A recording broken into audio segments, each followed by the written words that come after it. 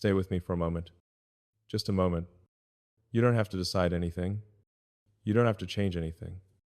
I'm not here to pull you forward or push you somewhere new. I only want to sit with you right where you are. If tonight feels quieter than you expected, if something inside you feels tender without a clear reason, if there's a version of you that keeps drifting back into your thoughts, softly, insistently, then you're not imagining it, and you're not weak for feeling it. You're allowed to miss her. I know how strange that sounds. To miss yourself, to miss the woman you used to be, the one who laughed without checking the room first, the one who believed love would arrive without conditions, the one who didn't carry so much history in her shoulders, the one who moved through the world without constantly measuring the cost. You don't say this out loud very often. You've learned how to keep it quiet. You've learned how to smile in a way that doesn't ask questions. You've learned how to say, "I'm fine," in a voice that convinces everyone except you. But when the day slows down, when the noise finally fades, that feeling shows up. Not loudly, not dramatically, just a gentle ache. And I want you to hear this clearly, without conditions attached. There is nothing wrong with you for missing her. Missing her doesn't mean you're ungrateful for the life you built. It doesn't mean you regret your choices. It doesn't mean you failed to grow. It simply means you remember who you've been. People talk about missing places, missing people, missing moments in time. But no one really talks about missing the self you once lived inside. The woman who didn't yet know how much she would have to give. The woman who didn't yet know how much she would have to hold together on her own. And somehow, you were expected to let her go quietly, gracefully, without grief. I don't think that's fair, because she mattered. She wasn't naive, she was open. She wasn't foolish, she was hopeful. She wasn't weak, she was unguarded. And there is a difference.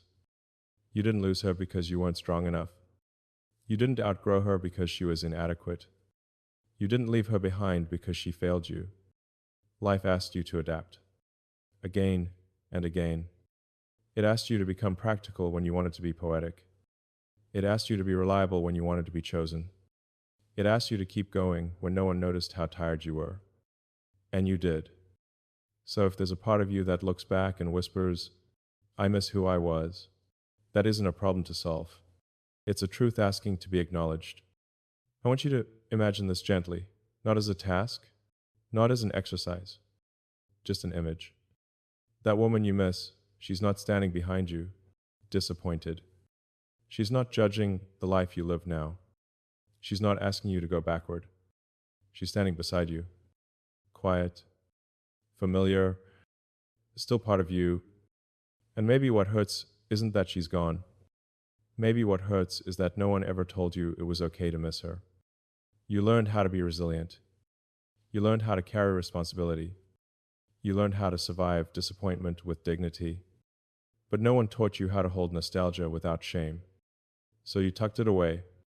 You told yourself it was childish, self-indulgent, unnecessary. I don't see it that way. I see a woman who remembers her own softness.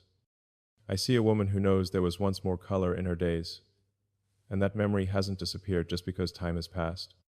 I see someone who still has access to depth, feeling, and warmth, even if the world taught her to hide it.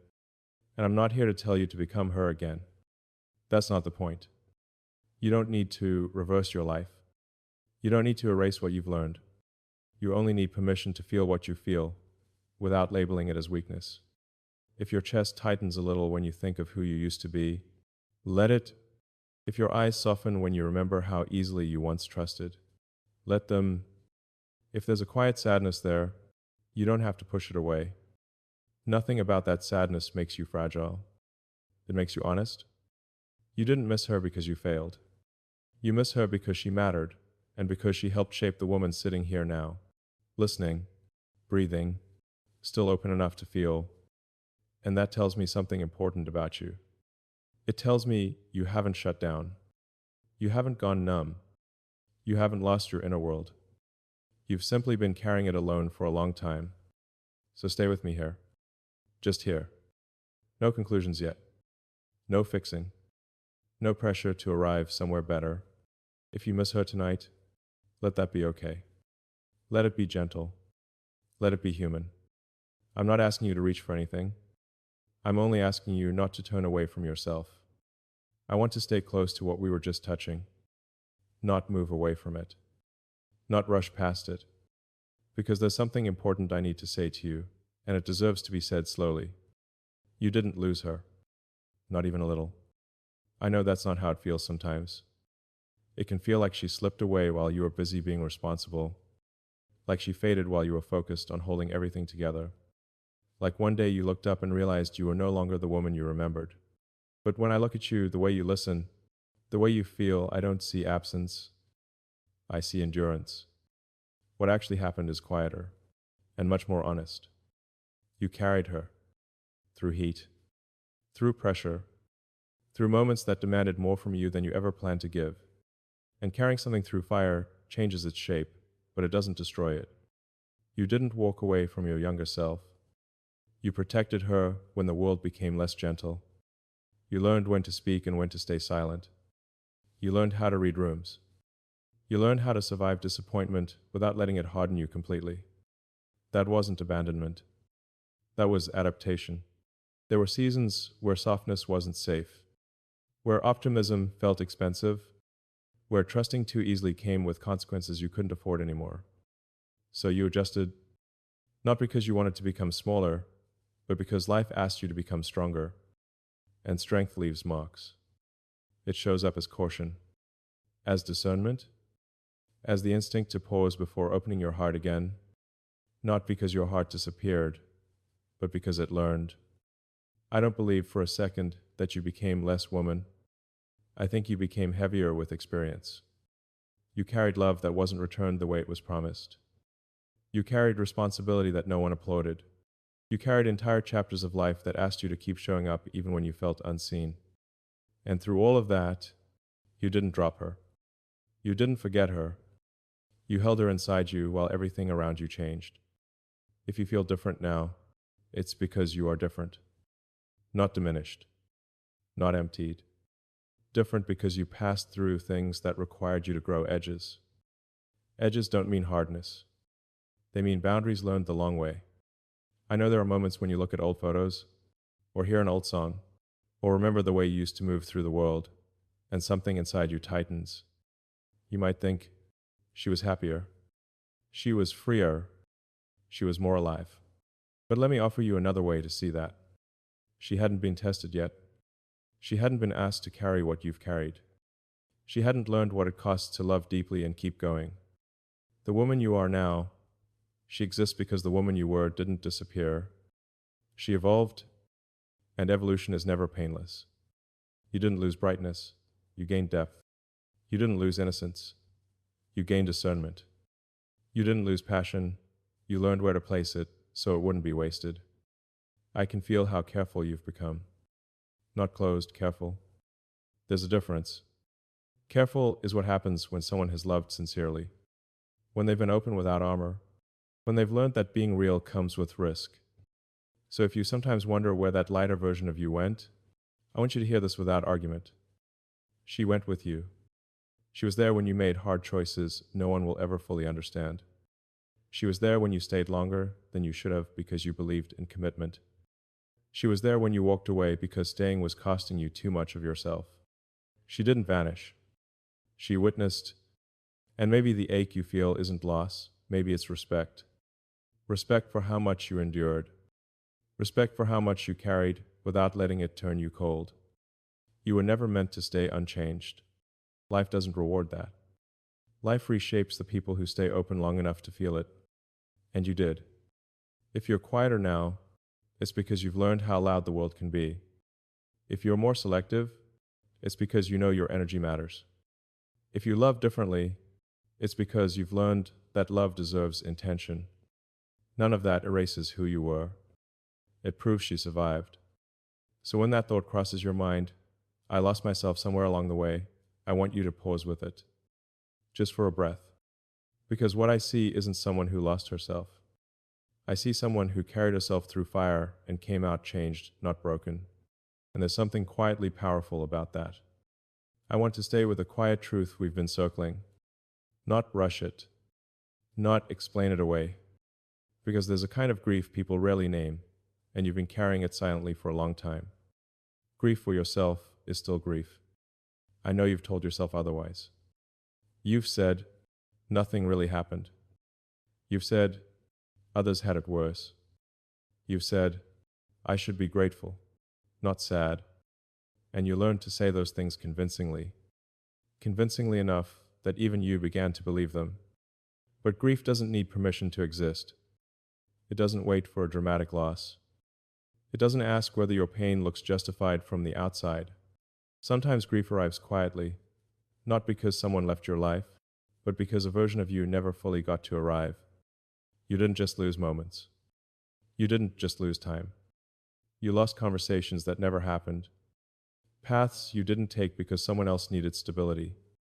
Dreams you folded away because life asked for practicality instead. And no one told you that it was okay to mourn that. People understand grief when there's a funeral, when there's a name, when there's a clear ending, but there's no ceremony for the woman who learned to be smaller so others could feel secure. There's no gathering for the version of you who swallowed her needs because it felt easier than explaining them. There's no public language for the sadness of becoming responsible before you felt finished becoming yourself. So you carried it quietly. You told yourself it didn't count. But I'm here with you now, and I want to say this gently and clearly. It counts. The ache you feel when you think, I could have been more isn't self-pity. It's grief. The heaviness that shows up when you rest for the first time isn't weakness. It's grief finally finding space to breathe. You didn't imagine this sadness. You postponed it. Because there were years when you couldn't afford to feel it. There were people depending on you to stay steady. There were roles that didn't allow room for softness. There were expectations that required you to keep going, no matter what was happening inside. So you learned how to compartmentalize, how to be composed, how to show up even when part of you felt quietly unfinished. And now, in this season of life, the silence is different. There's more room, more space between obligations, more moments where your inner world isn't drowned out by noise. That's often when grief shows up, not because you're falling apart, but because you're finally safe enough to feel. You might wonder why these feelings are coming now, why memories feel closer, why certain thoughts linger longer than they used to. It's not because you're regressing, it's because you're listening. Grief doesn't always look like tears. Sometimes it looks like a sigh you didn't know you were holding. Sometimes it looks like staring out a window longer than usual. Sometimes it looks like missing something you can't fully explain. And when the grief is about yourself, it can feel confusing. You might think, how can I grieve someone who's still here? How can I miss a life I never actually lived? But grief isn't only about what ended. It's also about what never had the chance to begin. You're allowed to mourn the woman who trusted sooner, the woman who dreamed bigger before she learned caution, the woman who thought love would meet her halfway without negotiation. Acknowledging that grief doesn't mean rejecting who you are now. It means honoring the full truth of your story. You didn't fail to become her. You became someone else because life required it. And that transition came with loss. Subtle, unmarked, but real. I don't want you to rush past that realization. I don't want you to talk yourself out of it. I don't want you to minimize it because it feels inconvenient or indulgent. There is dignity in recognizing your own grief. You've spent so much of your life being emotionally reliable, being the one others leaned on, being the one who stayed calm, rational, composed. But even the strongest people need a place where they don't have to justify their sadness. Here, with me, you don't need to explain it perfectly. You don't need to trace it back to one decision or one moment. You don't need to turn it into a lesson. You only need to let it be real. If there's a tenderness in you that feels newly exposed, that doesn't mean you're unraveling. It means you're acknowledging something that's been waiting patiently to be seen. Grief doesn't ask you to collapse. It asks you to recognize what mattered. And what mattered was you, your hopes, your emotional labor, your unrealized possibilities, your quiet sacrifices. None of that disappears just because time has passed. So if you feel a softness in your chest as we sit here together, a sadness that feels strangely honest. Don't push it away. You're not indulging in the past. You're honoring yourself. And that kind of honesty doesn't weaken you. It steadies you. You don't need to resolve this feeling tonight. You don't need to give it meaning yet. You don't need to turn it into motivation or direction. For now, it's enough to recognize it for what it is. Grief. Valid. Human. And long overdue. I want to place something gently in front of you now, not as a promise, not as motivation, just as a quiet reframe that might soften the way you see yourself. You are not late. You are arriving. I know how easily that word late slips into your thoughts. Late to love the way you wanted. Late to choose yourself. Late to live with fewer compromises. Late to become the woman you once imagined. The world is very good at teaching women to measure their lives against timelines that were never designed with their inner lives in mind. Milestones. Ages. Checkpoints that suggest something essential should already be finished by now.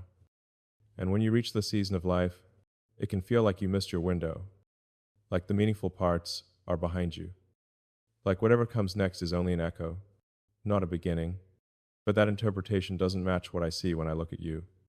What I see is not someone who arrived too late. I see someone who arrived with awareness. There's a difference. Arriving late implies you failed to keep up. Arriving with awareness means you lived, learned, adjusted, and now you see yourself more clearly than you ever could have before. Earlier in life, so much energy goes into proving, pleasing, performing. You are busy becoming reliable, becoming needed, becoming strong enough to carry what was placed in your hands. There wasn't much room to ask, is this what I want? There was only room to ask, what's required of me right now? So if certain desires waited, that doesn't make them expired. It makes them patient. What's happening now isn't a delayed start. It's a deeper entry. You're not standing at the edge of something flashy or dramatic. You're standing in something quieter, a space where you finally have enough context to choose with honesty instead of urgency. And that matters. Because wanting something at this stage of life doesn't come from fantasy. It comes from discernment, from knowing what drains you, from knowing what costs too much, from knowing what feels empty even when it looks impressive. You're not chasing a version of life you saw somewhere else. You're listening to what feels true inside you, maybe for the first time without interruption. That's not being late. That's being ready. I know hope can feel complicated now. You're careful with it. You don't hand it out easily anymore. You've seen what happens when hope runs ahead of reality. So I'm not asking you to hope loudly. I'm not asking you to believe in sweeping changes or sudden transformations. I'm talking about a quieter kind of hope, the kind that doesn't announce itself, the kind that simply says, I'm allowed to want something that fits who I am now. There's a calm confidence that comes with this kind of arrival, not the kind that needs validation, not the kind that competes, just a steady sense of knowing. You know what you can no longer tolerate. You know what you no longer need to prove. You know that your time, your energy, your presence are valuable, not because they're scarce, but because they're intentional.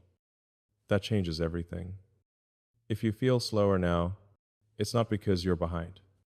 It's because you're choosing with care. If you feel more selective, it's not because you've closed off. It's because you've learned the difference between connection and obligation. And if you feel quieter inside, that doesn't mean the fire went out. It means the noise did. There's a kind of power in this stage of life that doesn't get enough credit. You're no longer trying to become someone. You're refining your boundaries, your standards, your understanding of what feels nourishing instead of impressive. That's arrival.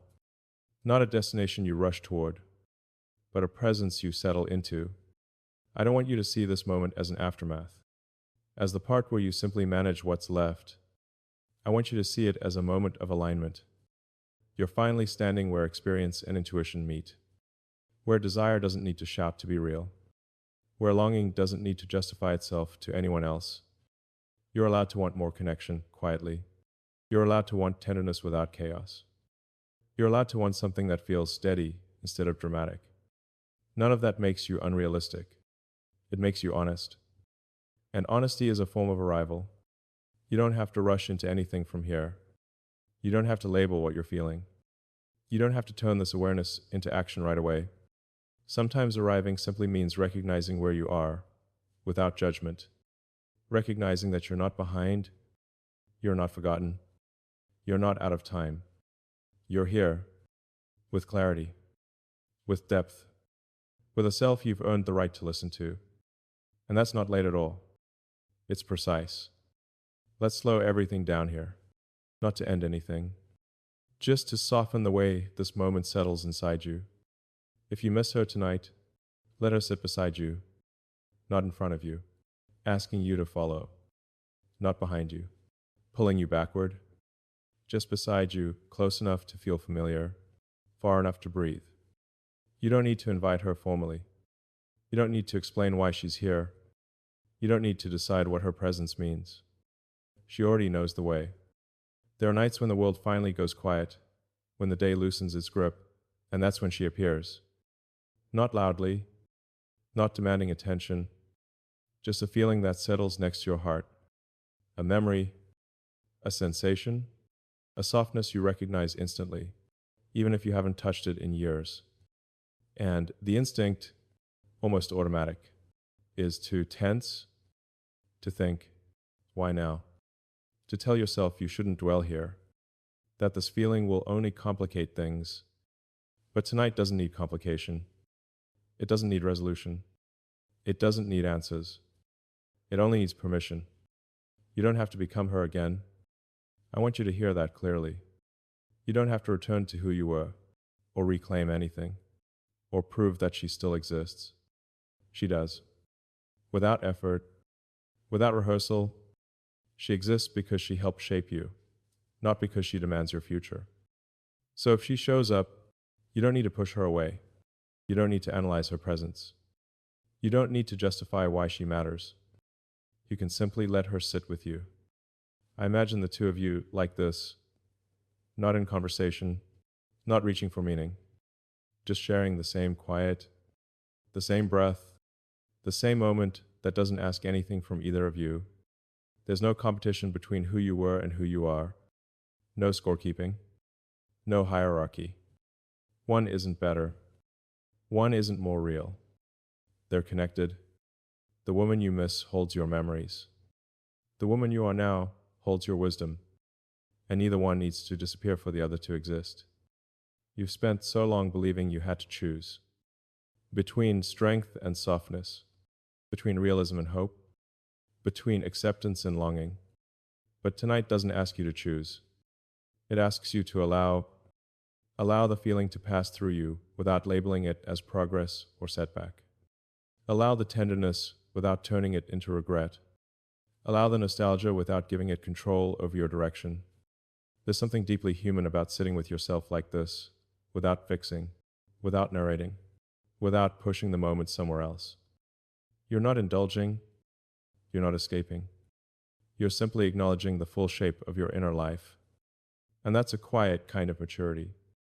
If your chest feels a little warm, a little heavy, a little open, that's okay. If your thoughts drift without landing anywhere specific, that's okay. If you feel both peace and sadness at the same time, that's okay too. Nothing about this moment needs to be useful. You don't have to promise yourself change. You don't have to extract a lesson. You don't have to decide what comes next. Tonight isn't a turning point. It's a resting place, a place where you can sit with all of yourself, the parts that hoped, the parts that endured, the parts that adapted. I'm not here to take anything away from you. I'm not here to add pressure. I'm just here to share the quiet, to remind you that you don't have to carry this awareness alone. If she leans a little closer, let that happen. If she stays silent, let that be enough. If she fades again when the night deepens, trust that she knows how to return when she's needed. You don't have to hold on to her tightly. You don't have to let her go deliberately. You can let her come and go naturally, like breath. There's a gentleness in allowing yourself this kind of companionship, a self-trust that doesn't need ceremony. And maybe that's what this moment really is, not an ending, not a beginning, just a quiet acknowledgement that every version of you still belongs. So if you miss her tonight, let her sit beside you. No urgency, no agenda, no expectation, just presence. And let that be enough for now.